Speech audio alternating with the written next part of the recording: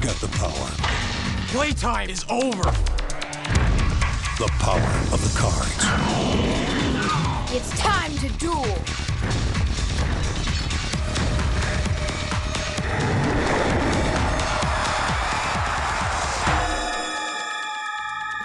Welcome back to Breaking the Backlog, the only YouTube show that's as relevant as the contents of a pack of Metal Raider cards. In 2025. You ever find something from your childhood and immediately feel the need to waste your entire afternoon thinking about it?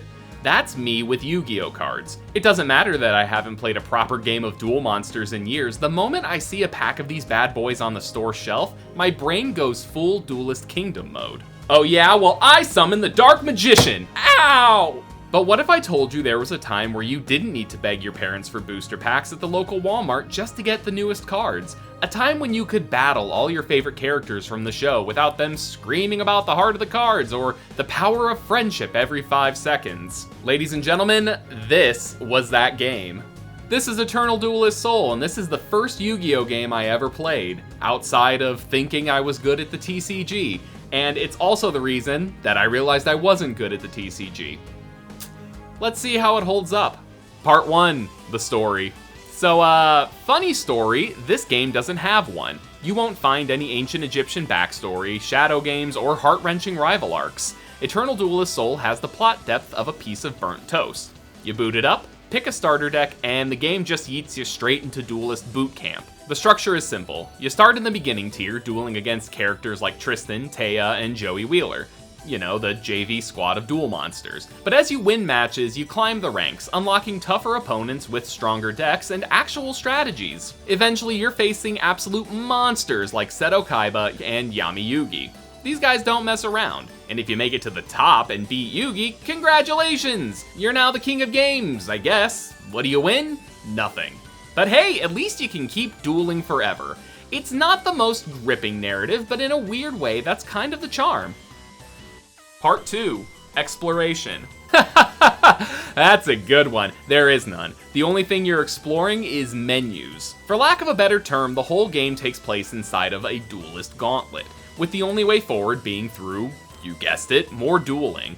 Want to wander around Domino City or have a friendly conversation with Joey about the weather? Try a different game. The only thing that exists here is Duelist Blood Sports. But hey, at least you don't have to waste time walking around aimlessly. It's straight to the action.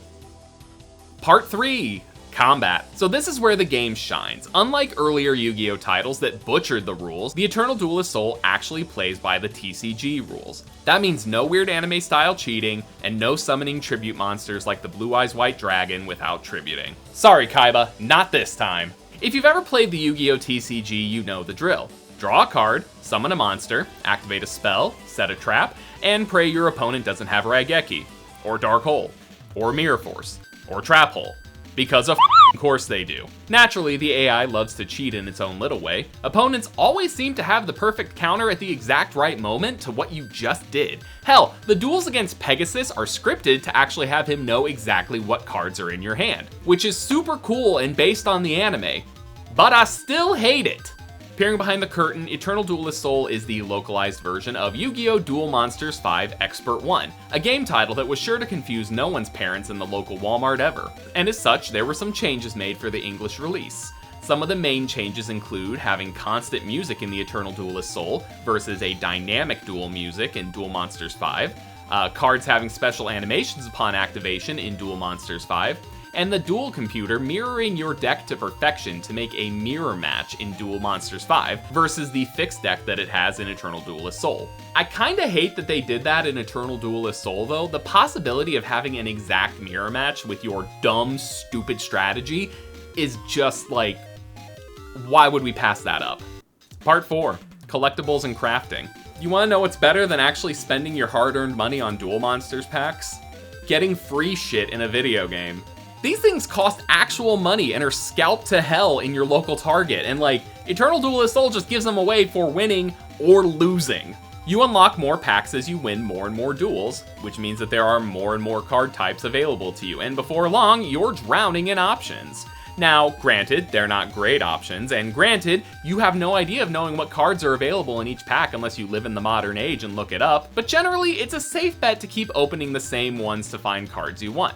like me and Nimble Mamonga. There's another really interesting aspect to collecting, which I would almost consider crafting instead. Take a look at the bottom of this card. You see how there's a code? You could use the password option to enter these codes into the game and get a single copy of that card added to your collection. The downside is this only works once for each card, and there were a total of 63 cards that you couldn't use passcodes for, like Crab Turtle or Fortress Whale.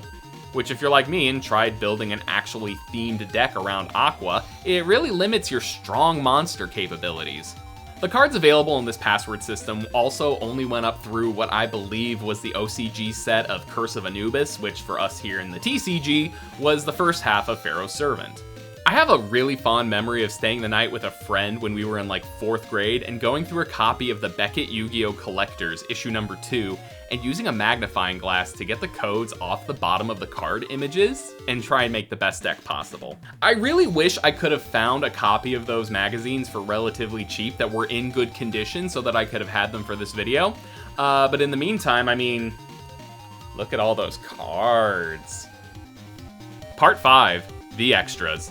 This game does have multiplayer, but there's a catch. If you're playing this game on the Game Boy Advance cartridge, you will need a link cable. If you're playing this on the Yu-Gi-Oh! Early Days collection though, you're out of luck. It's not currently active in the game, at least for right now. There are also some additional opponents in the 5th tier, but they're additional in the sense that you actually have to put in some hard work to unlock them. Pegasus is unlocked by obtaining a copy of Toon World from either a pack or the password system. This weird guy named Simon is unlocked by winning the national tournament in November.